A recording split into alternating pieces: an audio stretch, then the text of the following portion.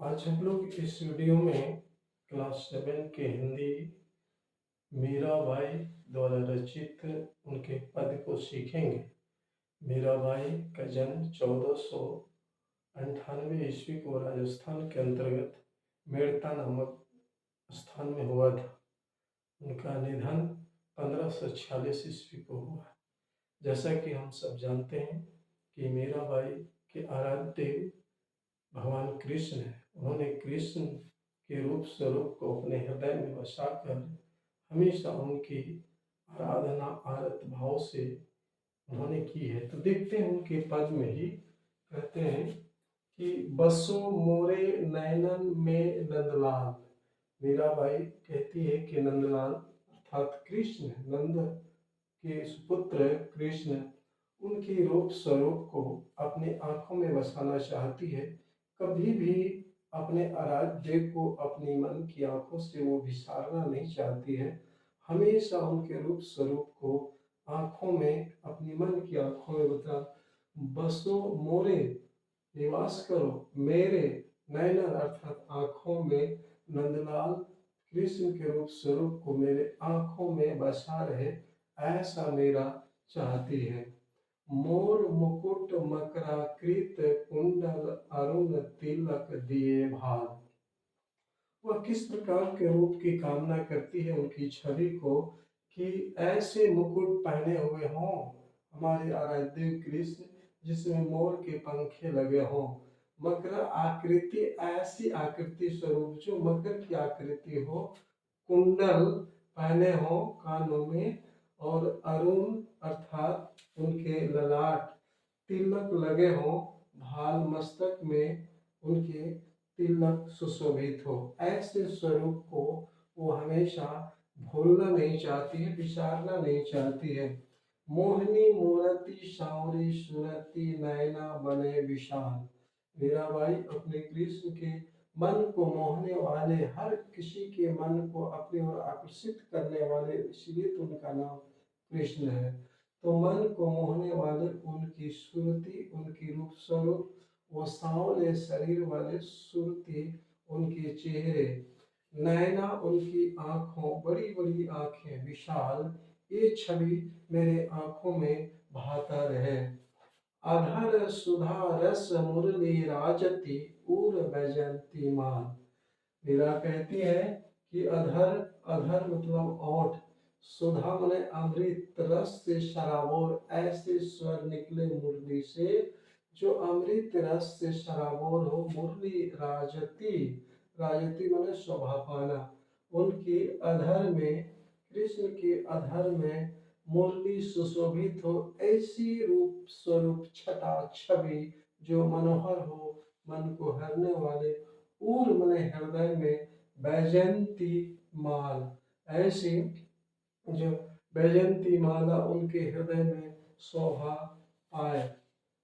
क्षुद्र घंटिका कटी तट शोभित नुपुर सबद रसाल।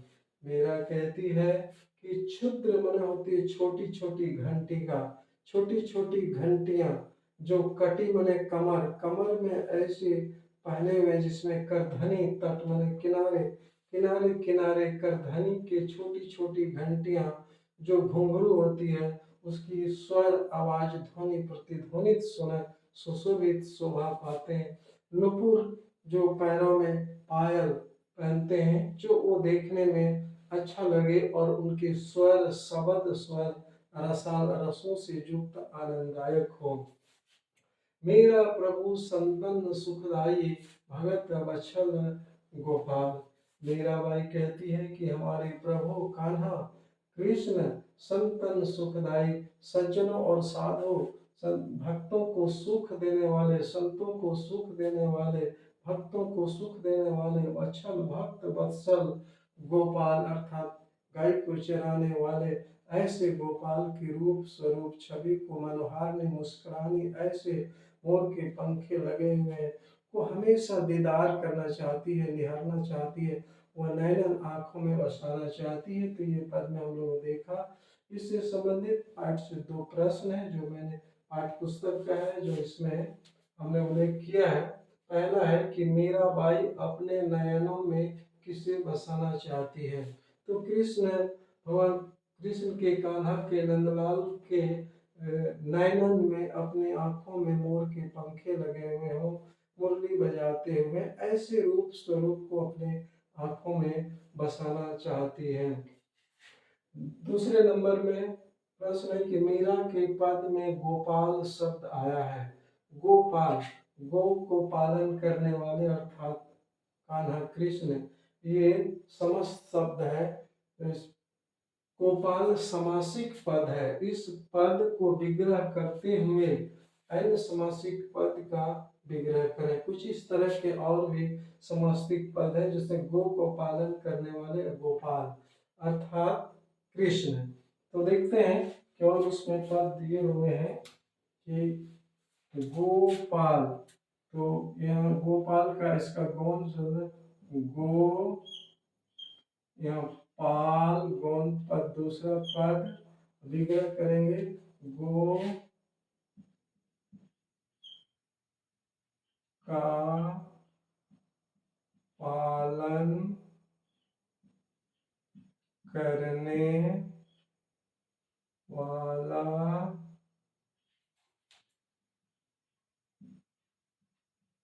अर्थात अन्य पद आता है तो कौन, तब यह अन्य पद में कृष्ण। तो ये तब किस समास में आता है, तो ये आ जाता है बहुब्रीहि समास। अन्य पद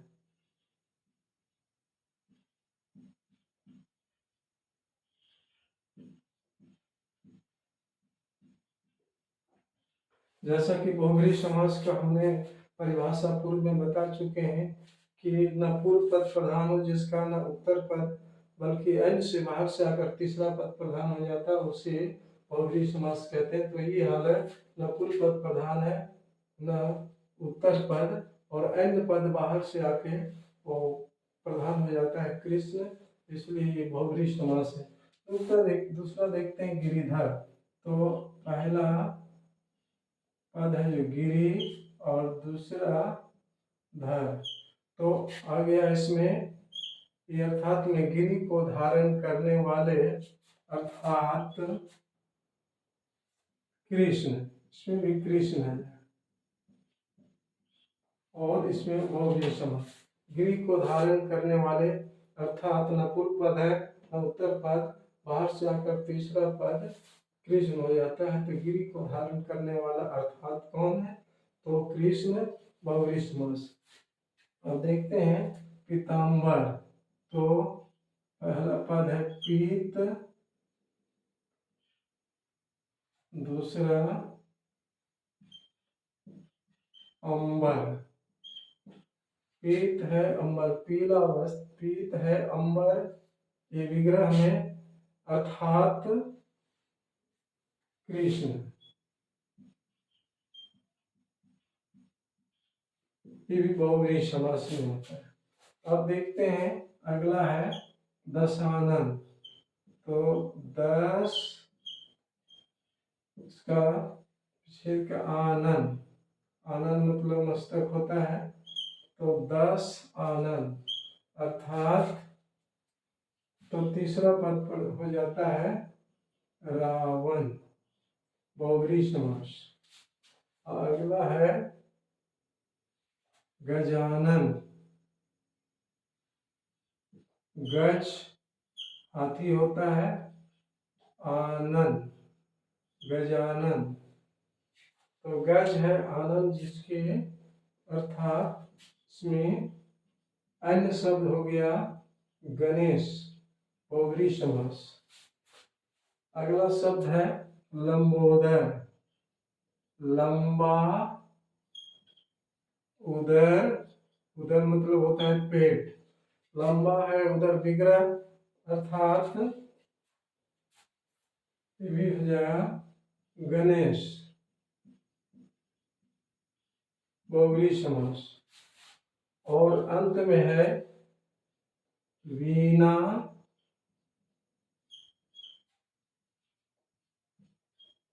पानी, पानी मतलब हाथ होता है, तो जिसके हाथ में वीणा हो अर्थात